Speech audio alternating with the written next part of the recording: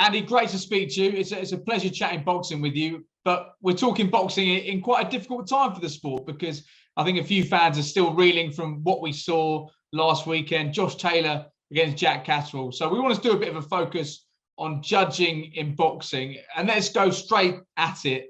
How do you judge a fight? What's the current criteria? Well, judging a fight is actually quite straightforward in terms of what you're looking for. People talk a lot about how it's subjective, and in some senses it is, but in other senses it really isn't. And what you're looking for basically is who punches most effectively out of the two fighters over the course of a 3-minute round, or a 2-minute round if you're dealing with women's boxing. And the way it was described to me by a border control judge a while ago, when I was kind of investigating all this stuff myself, was that if you've got a 12-round fight, then you've got 12 individual 3-minute fights. That's what it is. And you judge each one individually, and no round has any bearing on how you would score any other round. They're separate entities. And at the end of that 3 minutes, you need to try and find a winner. I don't score drawn rounds myself. I think you should be able to find something in there to make sure that you get a winner, but plenty of people do. And what you're looking for really is, as I say, who does the most effective punching. I look at it in terms of a computer game. So if you think about that, you've got a fight game on a computer or whatever, energy bars at the top. Both fighters have got full energy bar at the start of the round. Now you deplete your opponent's energy bar by punching them. A heavy punch will take a big chunk off it. A little punch will take a smaller chunk off it. And you have to work out at the end of the round, you have to decide whose energy bar is the most full. And whoever's is most full wins the round. Then they reset to full and you go again at the start of the next round. Now that can be difficult, because if you've got one opponent who lands 5 heavy shots and you've got one who lands 15 lighter shots, nobody looks like they've really hurt the other. So there's no obvious physical reaction. How do you decide who was punched more effectively in that round? How do you decide who has landed the greater tonnage of punch, if you like, if you're going to think about it as scales? That's difficult. And you might decide it's one way and I might decide it's another. So in that sense, it can be subjective. But that really is what you're looking for. If you absolutely cannot separate fighters on punching, then you can go to secondary and tertiary criteria. For me, my secondary would be defense, who makes who miss more. And if you can't separate them on that, then I would go to kind of what people would describe as ring craft. Who, if you've got a round, and you sometimes have this in the very first round of a fight, if you've got a round where basically nothing happens, like nobody really throws anything, there's a lot of shaping, a lot of posturing, but no one really throws or lands anything significant, then what you're looking for there is which of the two kind of looks more like the boss, who's moving their feet more proactively. It comes down to small things like that, but really it is just about punching. Boxing is about hitting your opponent and hurting your opponent. And the other things, making them miss, you make them miss so you make them pay. Ringcraft, you marshal them into an area of the ring or positions that you want them in so you can hit them. That's what it's all about. Like I say, it's subjective in some senses, but in other senses, it isn't. One thing you'll hear from people often is, oh, it depends what you like. It doesn't depend what you like. That's the biggest nonsense phrase of all time. I know what people mean by it. They talk about, do you prefer the fighter going forward or the fighter, maybe the more technical fighter who boxes off the back foot and counter punches? It doesn't matter what their styles are. All that matters is who lands what. That's it. End of story. If it looks brilliant, if you're a technically brilliant boxer and every punch you throw makes you look like $1 million, good for you. If you're a horrendous looking fighter where everything you do looks terrible, it doesn't matter. It doesn't matter. A clean punch is a clean punch. Do you think boxing needs fixing in some sense at the moment when it comes to the judging? You look at 2 fights in recent time. You had Taylor against Catterall, but then a few weeks ago you had the Jacobs-Ryder fight, which left a few fans a little bit disappointed and scratching their head a little bit as well. Yeah, I mean, there are, in terms of bad cards, I don't think it would really make any difference if you change the scoring system, for example. That's something that people come up with often. And one thing that I have thought about down the years, because I cover a lot of international amateur boxing, where the system's slightly different. And international amateur boxing, you can score around 10-9, 10-8 or 10-7. 10-9 for a close round win, 10-8 for a comprehensive round win. It doesn't have to be complete domination. At 10-7 for complete domination. And in amateur boxing, if you score a knockdown, that doesn't necessarily mean that you will win the round 10-8. In professional boxing, it almost always does mean that. So they've got a bit more leeway there to differentiate between a close round and a dominant round, which you don't really get in professional boxing, because if you win the round but you don't get a knockdown, it'll be 10-9.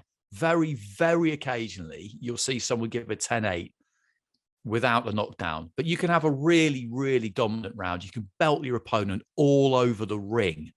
But if you don't get the knockdown, it'll just be 10-9. And I do think that that is potentially a bit of a problem. But it really just comes down to the competence of the people who are in the judges' seats, because if the competence levels aren't high enough, then you'll just get the same arguments again and again. It'll just be, oh, you scored that at 10-8. That was never a 10-8. It should have been a 10-9 and all the rest of it. It does just come down to people doing their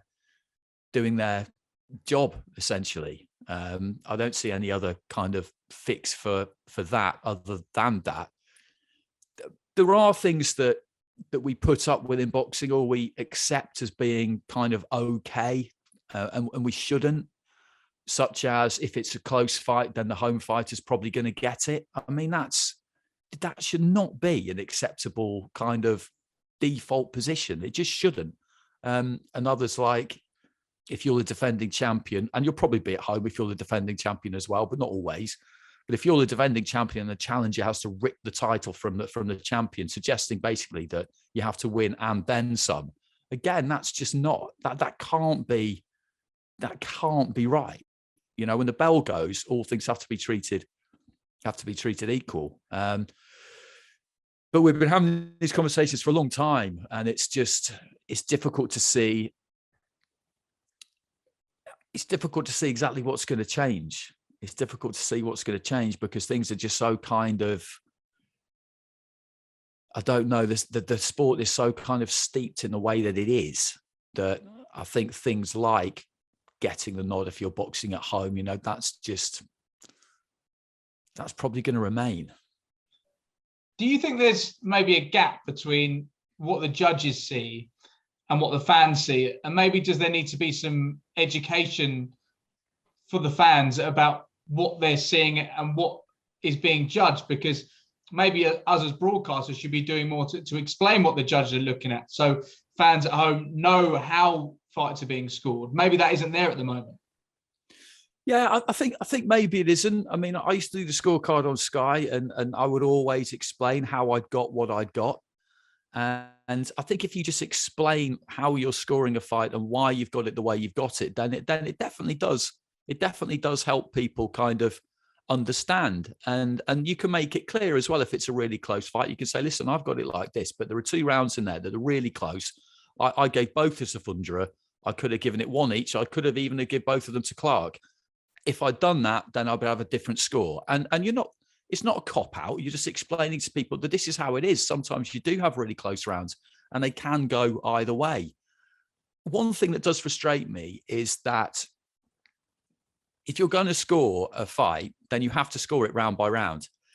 A lot of people who watch boxing, they will just kind of watch it. They'll listen to the commentary. They'll see some scores at the end, and then they'll toss out an arbitrary kind of, well, I thought it was 116, 112. And you think, if you didn't score it round by round, then you can't say that, because the round by round aspect is really, really key. And it will lead to scores which, if you've watched it as one 36-minute long round, for example, you might not really see. Because I always remember Katie Taylor against Delphine Persoon at Madison Square Garden. I was there for that, doing the card for that. And that's a good example of a fight where, if you just watch it in its entirety and have an overall impression of who won, you would definitely have thought that Persoon won. I had it 5 each, a draw. One of the judges had it a draw. The other 2 had Taylor 6-4. It was very, very close.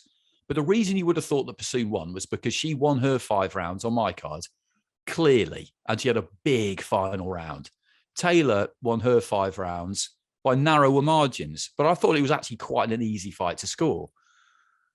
So it's a draw. But if you've watched it, as I say, as one 20-minute long round, you would definitely think that Bassoon had won. And you get plenty of fights like that. So people need to understand how it makes a difference scoring it round by round. And I think also we need to give the judges a bit of leeway sometimes, because watching it at ringside and watching it on TV, they can be really different. It's difficult to explain how exactly, and people don't necessarily like to hear it because it sounds like a cop-out, but it can be really different. I've watched fights at ringside and watched them at home on TV and just thought, wow, like I understand now why people think the judges' scores might have been out, or they might have thought my score was out because that looks different on TV. But it's the round by round thing, I think, is the most crucial thing. That is how it's done. It's not just an overall impression of who you think on balance deserved to win over the whole fight, because that just wouldn't work. I've had people suggest to me that you should split it into a 12-round fight into kind of like smaller chunks. But the problem is that the last thing that happens is the thing you remember most. And that's another thing you need to guard against when you're scoring, is don't just give the round to whoever finished the round strongest. And the longer those kind of like chunks that you need to judge are, the bigger there is, the bigger the danger of that there is, I think.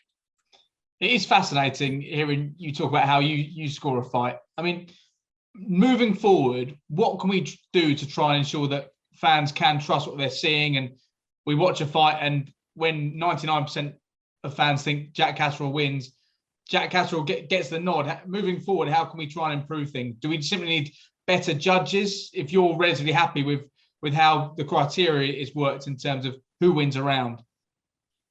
Yeah, I think it does just come down to that. And, I've got a lot of time for the border control in this country, for example. I think they do a great job. It's, their resources are limited, but I think they could be a bit tougher when it comes to suspending judges if they feel they've turned in too many incorrect cards over the course of a period of time. Because I think with that Josh Taylor, Jack Catterall fight, I watched that back on. I didn't see it live, so it was interesting to watch it after the event, because you hear the outcry, and sometimes you hear a massive outcry and then you watch it and you can't really work out why people have gone so crazy about it, because sometimes a bandwagon starts rolling, everybody jumps on it, and that then just becomes the truth, and it isn't always. So I was very curious to watch that back. But when I did watch it, I couldn't see a way that Taylor won it. If I gave him every single round I could possibly ever have given him, then I still had him losing. So in that regard, I think Ian John Lewis's card was wrong. It was wrong. There's no kind of room there, I don't think, for, well, that was how I interpreted it, or that was what I saw. That was wrong. And some judges, and I do think he's one of them, give fighters points for coming forward. That's what they do. It was what I referred to earlier about when people say, depends what you like. Do you prefer the fighter coming forward or, whatever? You can't just give someone points for coming forward and being aggressive. It's about effective aggression. And that's the single biggest failing I see across the board, kind of globally, when it comes to scoring fights. One fighter just rolls forward, and they just get given rounds for rolling forward. They're getting caught on the way in. They're getting out punched, but they get given rounds. Or if it's a close round, they'll always get it because, he was on the front foot. Like I say, I think you've got to try harder in that instance to just look for what you're supposed to be looking for, which is what has landed. So yeah, I think we do need to see some kind of harsher measures, I think, against their own officials, not just from the border control, but from the sanctioning bodies as well, because there's some horrendous cards. And it always gets the attention when the overall result goes the wrong way. But sometimes the right person might get the result on the split decision because there's one ridiculous card and it gets forgotten about because the right person won. So we all think it doesn't matter, but it does matter because, you've got three people there. Two have done a good job and one has seen something completely, just something that didn't happen. And we all just move on because, no real harm has been done. But on another night, some real harm can be done. It is one of the things that makes boxing what it is in a way. It is fascinating. I often wonder whether other sports that have judges, so like, what would we have? Diving, figure skating, gymnastics, stuff like that. Do they have the same problems or not? I don't know the answer because I don't follow any of them, but I can't believe that we're the only ones who have this amount of. Well, I can believe it actually, because boxing is just not like other sports. But I'd imagine in other sports with judges there are arguments. I mean, there have to be. That doesn't make it okay. You've got to get your own house in order, but inevitably we will always have this problem. You've covered boxing for a really long time, and you've covered it at all levels, from the very top to the amateurs, which you still do now. Where do you think we're at with judging compared to where it's been in the past? Is this a particularly bad period, or has it stayed relatively similar over the last few decades? I think it's been quite consistent, actually, which some people might not think is a particularly encouraging thing to hear, but this has been happening since time immemorial. And I don't think personally that there's a problem with any kind of corruption. I don't think there's any direct wrongdoing occurring. And what I mean by that is I do think it's possible sometimes. I really don't think this happens particularly in the UK because the setup just isn't quite the same. But I do think it's possible that judges will lean towards the promoter's fighter because they think that's what the promoter wants, or they will lean towards the sanctioning body's champion if they're called in for a world title fight, if they're a really popular champion who does great pay-per-view numbers and stuff like that, because they think that that's what the sanctioning body, who has given them a call to come and cover that fight and put them in a nice hotel and they've had a great week, because they think that's what they want. I think there's quite a lot of that. And I think that permeates, again, when you've got a home fighter, whether they're geographically at home or whether they're boxing out the home corner. It's boxing out the home corner that's really the important thing. Before we finish, I think that's always happened as well, and I don't really know what you do about that. I don't know what you do about that. But I think, to answer your question, I think it's pretty much the same now as it's always been, because we just have the same arguments all the time about. I mean, I just kind of walk away from them now, because as soon as I hear somebody say to me, "Oh, it depends what you like," I'm gone, because I've just got nothing to say to you. If that's what you think, then what can I tell you? Before we finish, I wanted to ask you about AJ, because at the weekend he was speaking about the fact his new main trainer has been announced. It's going to be Angel Fernandez, which is quite interesting, really, because he spent a lot of time in the States working with a number of different trainers at the end of last year. I mean, what do you make of this call? He's employed someone as a main trainer who he's worked with for a long time, almost in a co-trainer capacity. I mean, I was kind of expecting it because we'd seen pictures of him and he was at Loughborough with Angel. I know Angel quite well, and he's a good coach and he's a really good guy, and he's put his time in. People see someone like him emerge in Anthony Joshua's corner, and the first thing they'll say is, "Oh, who's this guy? Like, what's he ever done?" Well, I know what he's done, and it's a lot. He came over to this country a good while ago and started in the amateur scene and stuck with that for a long time, and he's pushed hard and he's worked hard and he does it the right way. So he's the kind of person, certainly, who you're pleased for him when he gets a recognition and he does well. And I think in terms of whether he's the right fit for Anthony or not, I'm not really sure if he's necessarily the right fit for how Joshua needs to fight to try and beat Usyk, because he's quite a technical coach, Angel. I'm not saying that that's all he can do, because it won't be. He'll know himself that there's not one way to do anything, but they seem to get it into their heads in the first fight, Team AJ, that he could outbox Usyk, and he couldn't do it.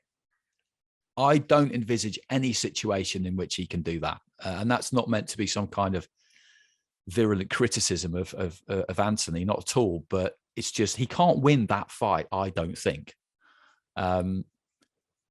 So I just wonder about it from that point of view. But Angel Fernandez is an intelligent guy, and he will be able to come up with a game plan which they feel will be good enough to win that fight. I think it's a very big ask myself. But I'm not that surprised that he's kind of stayed close to home with one of the